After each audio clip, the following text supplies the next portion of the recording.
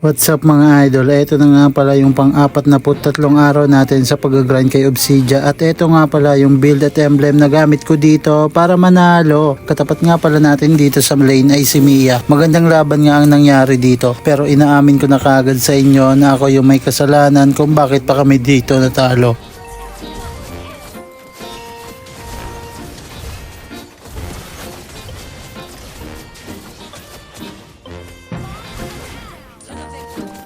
Pa mid game to late game na nga dito, kaya ayan, ito na lang yung ipapakita ko kasi dito na nga mangyayari yung magandang bakbakan. Freya nga dito pumasok, na paggamit pa nga tayo dito ng flicker kasi baka mabuhat tayo ng Atlas, mahirap na. Tamang pre-hit nga lang tayo dito, pero napakaganda talaga ng ulti dito ng setya nila, kaya mapipilitan na lang kami ditong umalis kasi naubos na yung mga kasama namin dito. Dito nga, cleaner ko muna dito yung minions nila sa may itaas para kung sakaling pasukin nila ako, di kaagad sila makakapasok kasi wala silang minions at mahihit sila ng tower. Kaso nagkamali ako, inikutan ako ng Mia habang yung ibang kasama niya ay nasa likod, kaya nabigyan tayo doon.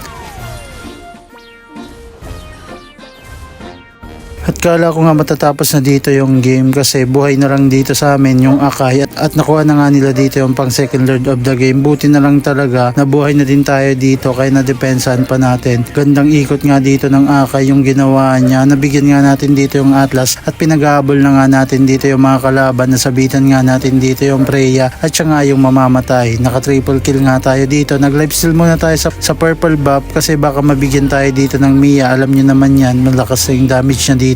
At mabibigyan na nga namin dito yung Lapu-Lapu. Dito na nga nangyari kung bakit kami natalo.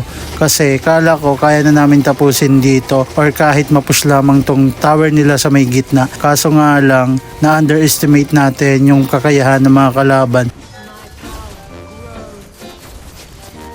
Gandang ulti nga na nabitawan doon ng Sechan at nabuhat pa tayo ng Atlas papalapit sa tower. Kaya ayan, naubos nga kaming tatlo dito at dalawa na nga lang yung natirang dedepensa sa amin. Kaya dahil doon, kaya kami natalo. Inaamin ko naman na nagkamali ako doon. At good game nga sa mga nakampet na kalaban ko dito. Hanggang dito lang yung video natin mga idol. Salamat sa panonood. See you next video. Ako nga pala si Mayang nagpapaalala sa inyo. Manalo matalo, huwag kayo maging toxic sa kampi nyo. Ingat kayo palagi. God bless.